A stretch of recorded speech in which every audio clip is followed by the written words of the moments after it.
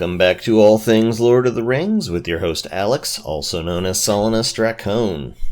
In keeping with the new format, today's episode is going to focus on the chapter concerning the arrival of humans onto the scene in Beleriand. This is going to be a long episode because this is a long chapter and it goes into great detail. Now, men had already awakened far to the east when the sun rose for the first time. At this point in history, we are about 300 years since that event.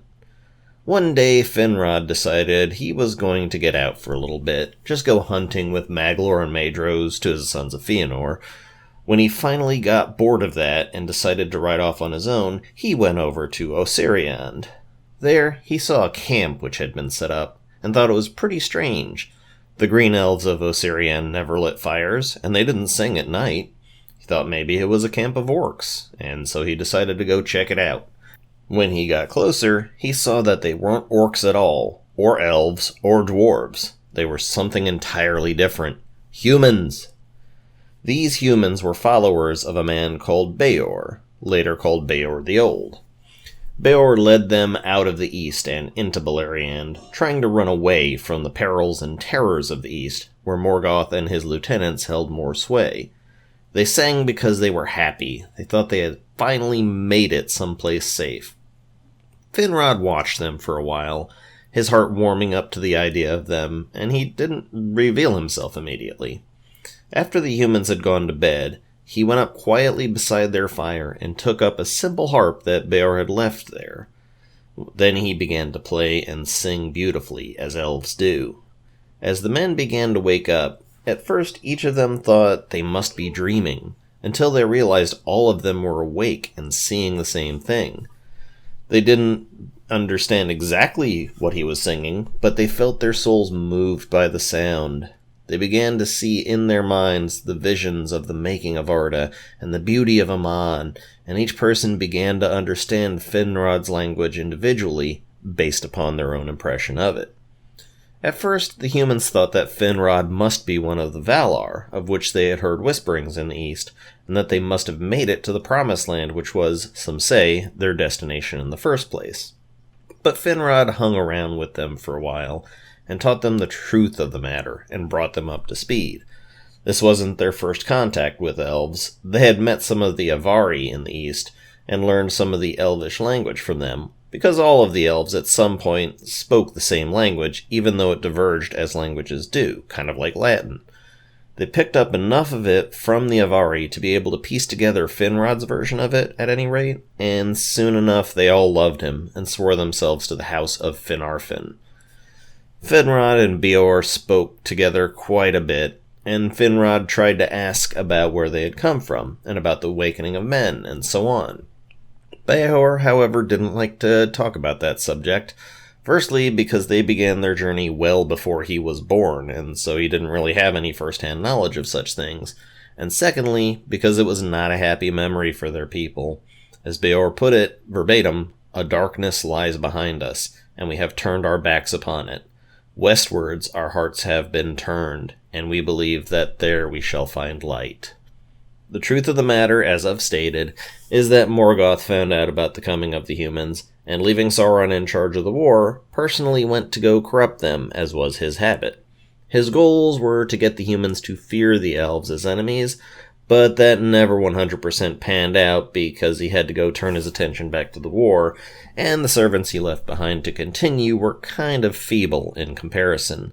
Still, remember, it didn't have 0% effect. This is where we get into the different houses or lineages of the humans who came west. Beor revealed that he and his people weren't the only ones that had gotten the idea in their head to hightail it out of the east. There was another group who was on friendly terms, and there were the Haladin, who didn't speak the same language, all more or less around the same general area as Beor's peeps.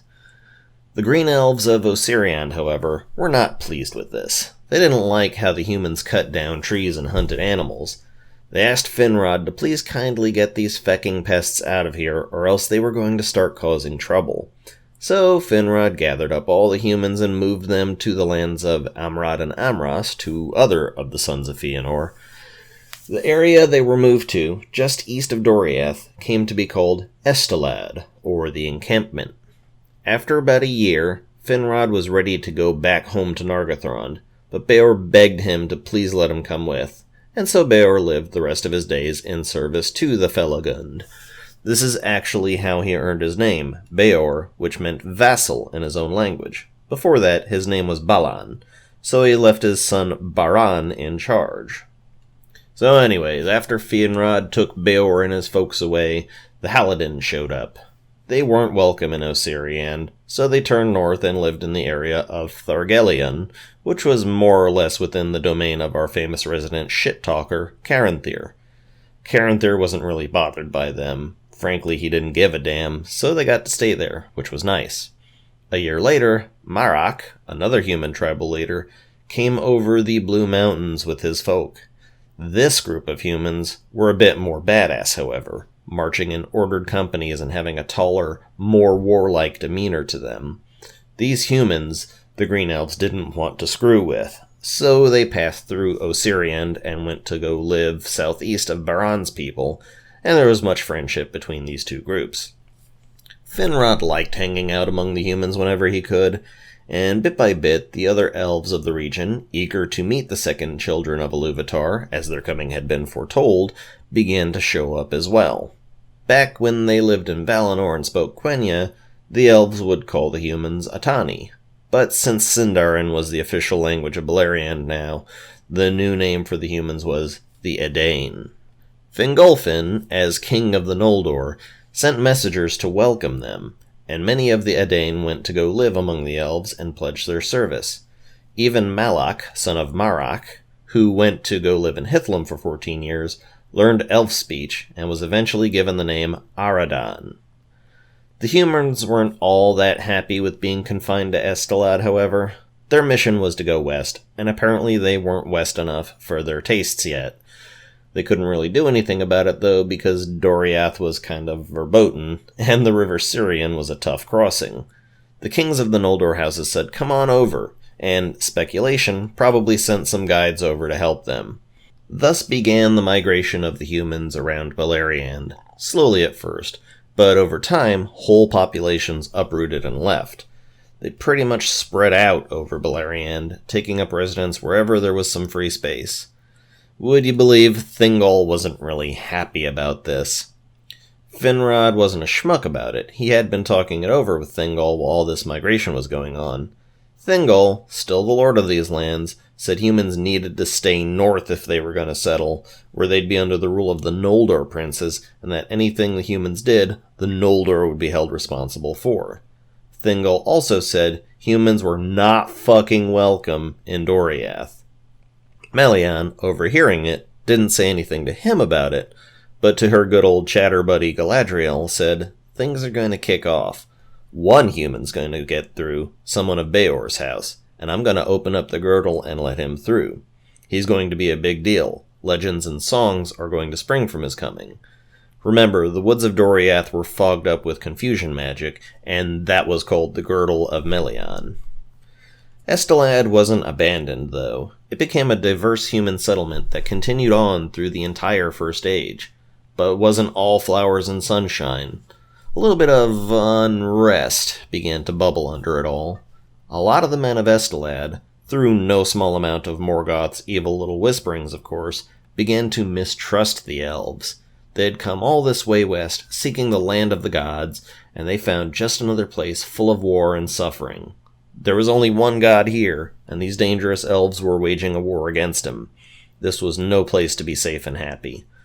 The biggest amount of discontent came from two individuals mainly, Bereg of the House of Beor, and Amlak of the House of Marak.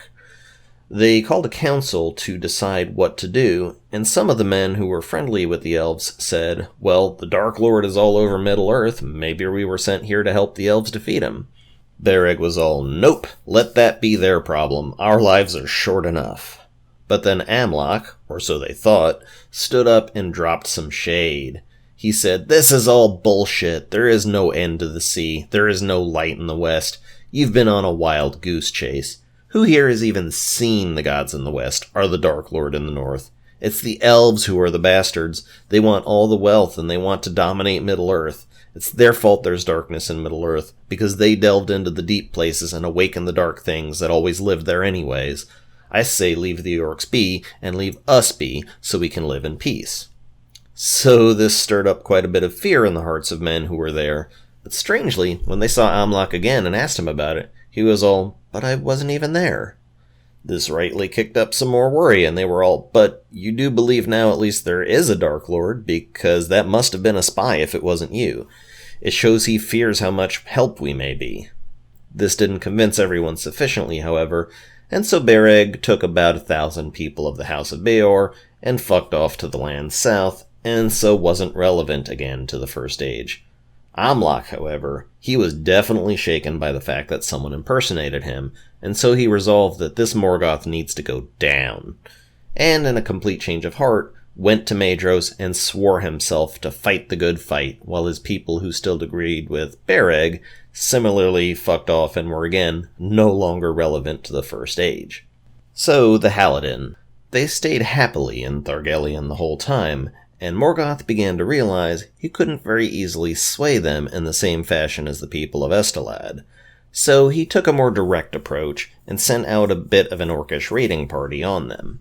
The Haladin didn't really congregate much as a people. They preferred to stay in their own little homesteads and generally didn't recognize much common rule. This had to change a bit, however, so a man named Haldad, who had the chops for the gig, marshaled up some folk and took the women and children to safety. This didn't all go great, however, because these humans were no Noldor lords. Haldad and his son Haldar were killed in battle, but Haldad's daughter Haleth, she took charge and helped her people together through the siege until Caranthir, the talker of shit, showed up and saved the day. Caranthir was impressed, however, by how well the humans had held it together under such tough circumstances, and told her that if she was okay with moving their people a little further north into his lands, he'd be happy to help look after them and give them a place to stay. She declined the offer, however, because the Haladin were a proud folk and didn't really want to be ruled over by anyone, and she told him, "Thanks, I really appreciate the offer, but I think it's time our folk head west." And so she was named the chief and did just that, led them to Estelad, where they stayed for a little while at least. Even in Estelad, however, they didn't quite mix in all that great. They were from then sort of perceived as a people apart, and they were called the People of Haleth because she led them. Since they didn't find themselves comfortably fitting in, Haleth decided they'd keep going west, and they took a pretty perilous route between the Mountains of Terror and the Girdle of Merlian, pretty much the road that Aradhel had taken, but in the opposite direction. This was definitely not a journey without loss, however, and a lot of people were pretty bitterly regretting taking it, but what was done, and in the end, they only got through by her force of will. Finally, they crossed the ford of Brithiach, and some of them dispersed into various areas around there, trying to live the life they were used to again, around Nargothrond and an area called Taleth Dirnin. Many of them, however, kept on following Haleth because she had been a good leader, and she took them to a place called Brethil, which is where they set up their homes. This was pretty much within Thingol's realm, and he was a little ticked off about it at first, but Finrod called in a solid, and got it so that they could stay as long as they guarded that area against entry by orcs. Haleth was quite okay with these terms, saying, "Yeah, you think after the orcs killed my father and brother, we'd be friends with them? Y'all think weird." Anyhow, she ruled over her people until the end of her days, when her nephew, Haldan, took over. She was well honored by her folks by that time, however, and they raised a nice green mound over the spot of her death, which was called Tur Haretha in the speech of men, and Haud en Arwen in Sindarin. So that's how mankind spread throughout Beleriand. At first, there was a bit of intermingling between cultures. Men learned the language of elves and swore themselves to service under the elf kings, and were eager to learn from them. But said elf kings sort of realized that this mingling wasn't entirely for the best. It's kind of hard to have a mingled society of some mortal and some immortal, without there beginning to be a certain amount of disparity in class distinction. Humans needed their own leaders, not to be ruled over by the elves. They needed their own space to be themselves. So they set aside some spaces within their realms where the humans would be under their own rule, and everybody got along. They still helped out the Eldar in war, but they marched under their own banners. That didn't stop plenty of young men from hanging out as much as they could with the Elves, and the Elves were okay with that. One man in particular, Hador Lorindal, son of Hathor, son of Magor, son of Malak, swore himself entirely to Fingolfin. Fingolfin liked this guy, and gave him the land of Dorlomin. Hador gathered his people there and became the mightiest of the lords of the Edain. In his house, only Elvish was spoken, but they didn't forget their own language. In fact, from their original speech came the language used in Numenor, but that comes later. The people of Beor, meanwhile, were given a country called Ladros in Darthonion. The king there was Boromir, not that Boromir, who was a great-grandson of Beor himself. The chapter then goes on to talk a lot about lineages and who begat whom, and I'm not going to put all that into this video. The big names will come when they're relevant to the story, and I'll put them in their proper lineages then, I promise. Suffice it to say, some big names in the lore came from this time period. During this time period, humanity got itself well enmeshed within the doings of the Noldor. They were indispensable assets in the fight against Morgoth.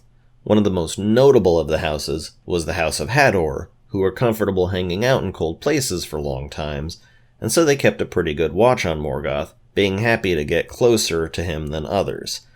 They were big, strong men with golden hair and blue eyes, quick to anger and to laughter, bold and steadfast and well hung, I'm sure. Hador himself was considered a peer of the elven lords. Coming to Beleriand raised the general life expectancy of the humans, as better living conditions often will. Beor the Old died at age 93, having served 44 of those years in the service of Finrod. His passing, however, not from battle or from grief, but just from plain old age, shook the elves a little bit. This was their friend, and he died, and they couldn't really comprehend it. The idea of death from just old age was completely alien to them. They grieved hard for him, harder than his own people did. Death by old age wasn't something new to humans, and Beor passed away pretty peacefully, so for them, that was a good end.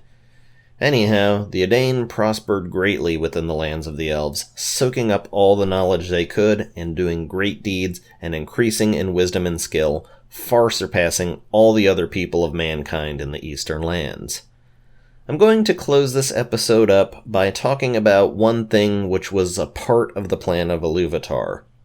While the elves were fated to live through eternity if they weren't killed doing so, humans died. That was their destiny. This was referred to as the gift of death.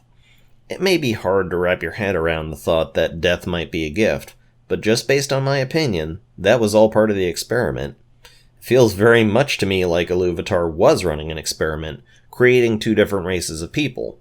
One race who never died and would live through all of history, and one who could not have any single person that could live through all of history.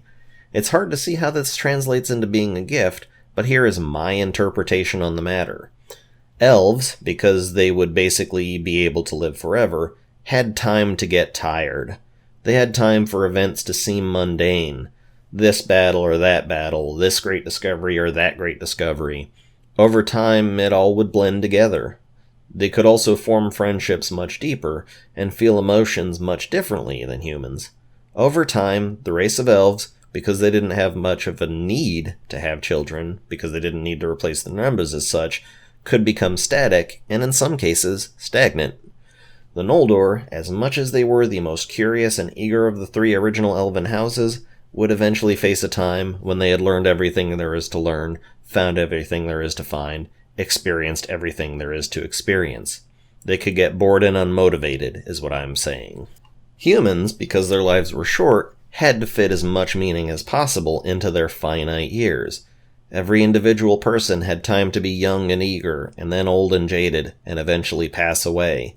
And the cycle could continue with each birth. Life could remain fresher and more exciting for mankind, for more people. No human could ever live so long as to come to the conclusion that, yep, I've seen everything there is to see, I've done everything there is to do, I've felt everything there is to feel. And while the elves would have to know their boredom forever and live forever with the wrongs they have done, mankind got the gift, the favor, the boon to be able to finally lay down and take their rest and leave the fate of the race in the hands of the young. And that is my interpretation of why death was a gift. After a life of happiness, of sorrow, of jubilation, and of loss, a human could get their eternal rest and be spared any more of the cycle. A bit of a nihilistic viewpoint, perhaps, but if the world is nihilistic, then those who get to leave it sooner are the ones who are better off. And that's going to cut it for this week, folks. It was a bit boring and ponderous, I admit, but the action comes back next week.